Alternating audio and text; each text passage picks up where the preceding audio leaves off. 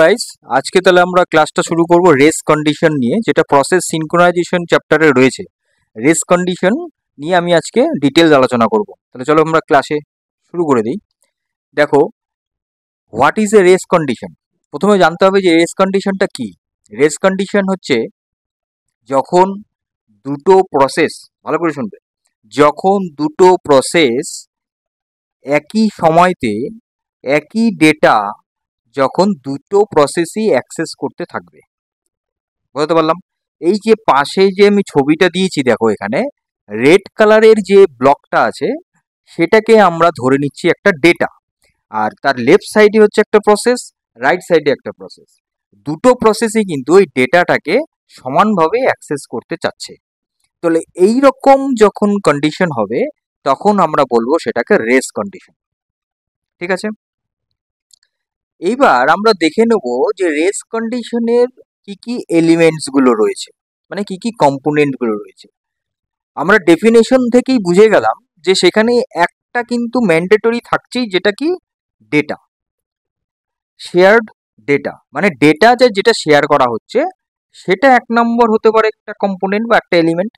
দু নম্বর হতে পারে কি কনকারেন্ট অ্যাক্সেস, মানে ওই ডেটাটাকে সাইমেন্টেনিয়াসলি যেমনভাবে প্রসেস ওয়ান অ্যাক্সেস করছে, আবার একই রকমভাবে প্রসেস টু অ্যাক্সেস করতে চাচ্ছে। তাহলে এইটাকে বলা হয় যে কনকারেন্ট অ্যাক্সেস। একই সাথে দুটো প্রসেসই সেম টাইমে একই ডেটাকে অ্যাক্সেস করছে। আর একটা কি লাস্ট ওয়ান হচ্ছে কি যে এদের বিহেভিয়ারটা কিন্তু আনডিফাইন্ড হয়ে যাচ্ছে। কিরকম? কারণ কি যে কোনো একটা প্রসেস কখন সেই তার রিসোর্সটাকে সে ছেড়ে দেবে, মানে তার এক্সিকিউশন শেষ হবে, সেটা তো ডিপেন্ড করছে কি তার প্রসেসের এক্সিকিউশন টাইমের উপরে, মানে তার বাস টাইমের উপরে। এইবার সেটা কিন্তু আনডিফাইন্ড হয়ে যাচ্ছে। তার জন্য এখানে একটা আনডিফাইন্ড বিহেভিয়ারটাও কিন্তু একটা এলিমেন্ট হতে পারে। তাহলে তিনটে এলিমেন্ট এখানে হচ্ছে, একটা হলো শেয়ার ডেটা, দুই হচ্ছে কনকারেন্ট অ্যাক্সেস, তিন হচ্ছে আনডিফাইন্ড বিহেভিয়ার। এর পরের যে স্লাইডে আমি দেখাচ্ছি কি যে consequences of race condition. Race কন্ডিশনের রেজাল্টটা কি, তার রেজাল্টটা কি হবে, কি হতে পারে। দেখো, একই সাথে যদি দুটো প্রসেস সেম ভাবে যদি একটা ডেটাকে বা একটা রিসোর্সকে যদি অ্যাক্সেস করতে চায়, সেক্ষেত্রে কিন্তু ডেটা করাপশনটা কিন্তু এক নম্বর হচ্ছে হবে। বোঝা গেল? ডেটা করাপশন এক নম্বর। দু নম্বর হচ্ছে সিস্টেম ইনস্টেবিলিটি, মানে সিস্টেমটা এবার ডেটা করাপশন হয়ে গেলে তাহলে সিস্টেমটা তো শেষটা তো স্টেবল নাও থাকতে পারে, সেটা তো ইনস্টেবল হয়ে যেতেই পারে, সেটা তো কমন ব্যাপার। তিন নাম্বার হচ্ছে যদি তার ডেটা কারাপশন হচ্ছে, তার সিস্টেম স্টেবিলিটি থাকছে না, তাহলে তো যথারীতি তার সিকিউরিটিটাও থাকবে না ঠিকঠাক ভাবে। তাহলে এই তিনটে হচ্ছে main consequence of race condition. এরপরে তাহলে আমরা এর থেকে কি করে রেহাই পাবো? এর থেকে রেহাই পাওয়ার জন্য আছে ক্রিটিক্যাল সেকশন।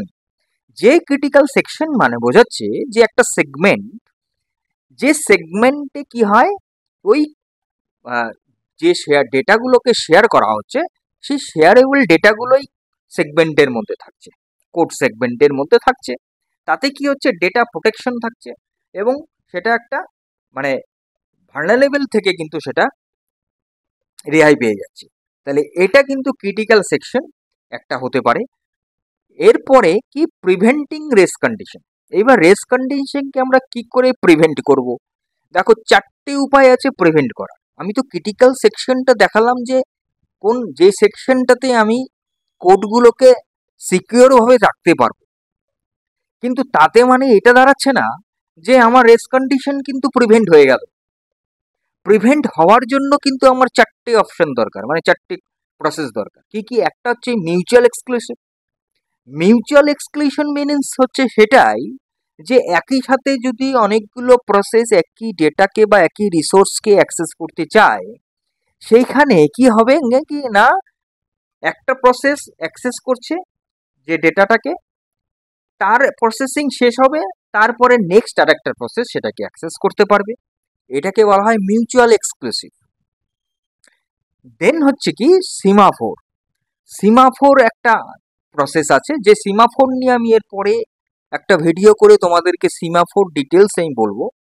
প্রসেস সিনক্রোনাইজেশন যে চ্যাপ্টারটা রয়েছে তোমাদের অপারেটিং সিস্টেমে, সেখানে রেস কন্ডিশন হচ্ছে 1 নাম্বার মোস্ট ইম্পর্টেন্ট একটা কোশ্চেন যেটা তোমাদের এক্সামে আসে। এর পরবর্তী যে সমস্ত টপিকগুলো আছে আমি প্রত্যেকটা টপিক ধরে ধরে আমি এইভাবে আলোচনা করব। আজকে জাস্ট রেস কন্ডিশন আমি প্রিভেন্ট করব কি করে সেটুকুনো আমার জানার বিষয় আছে। 1 নাম্বার মিউচুয়াল এক্সক্লুশন, 2 নাম্বার হচ্ছে semaphore, 3 number atomic operation, 3 number হচ্ছে 4 নাম্বার হচ্ছে কেয়ারফুল প্রোগ্রামিং প্র্যাকটিস।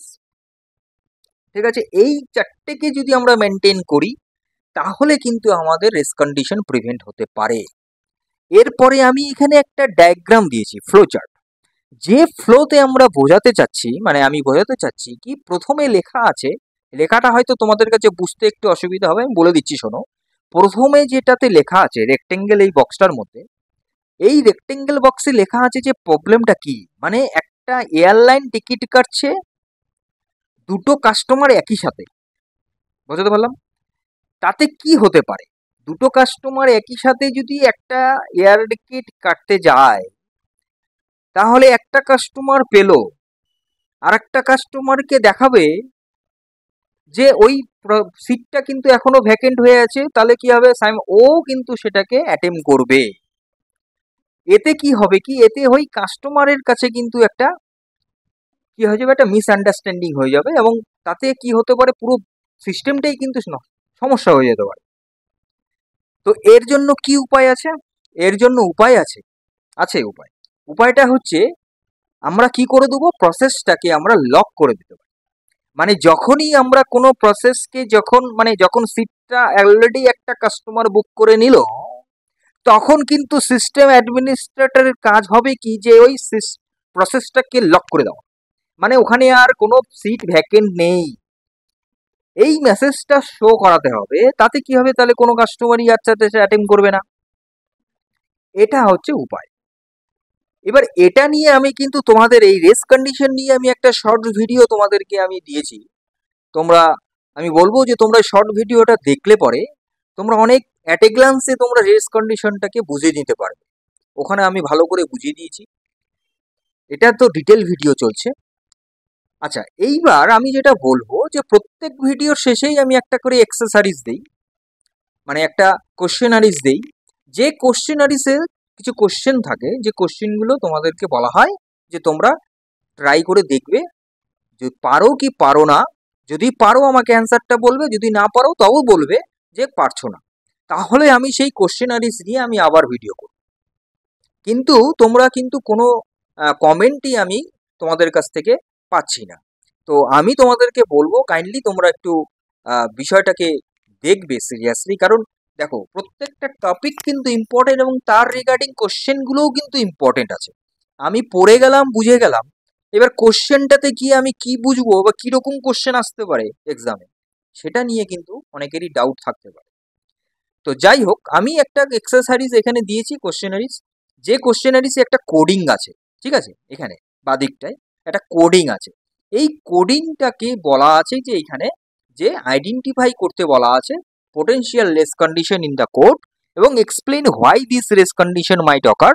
আর 3 নম্বর, suggest a way to fix the race condition using synchronization mechanism.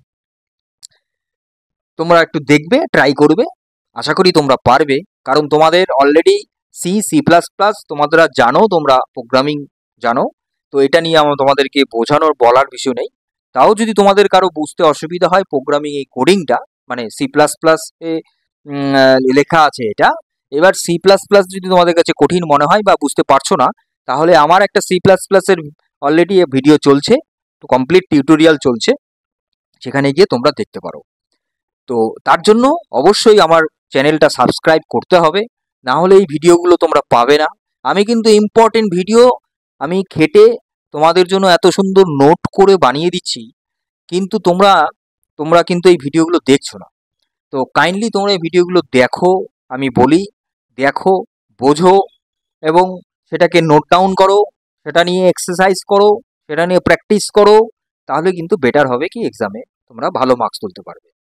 তো যাই হোক, আজকের ক্লাসটা তাহলে এই পর্যন্ত রইলো। পরবর্তী ক্লাস নিয়ে আমি খুব তাড়াতাড়ি আসছি। ততক্ষণ তোমরা সুস্থ থাকো, ভালো থাকো, মজায় থাকো, আপডেটেড থাকো, ডিজিটালি থাকো এবং এই policy of design AI computer learning সেন্টারটির সঙ্গে থাকো। আমি কিঙ্কর পাল, আমার সঙ্গে থাকো। Thank you.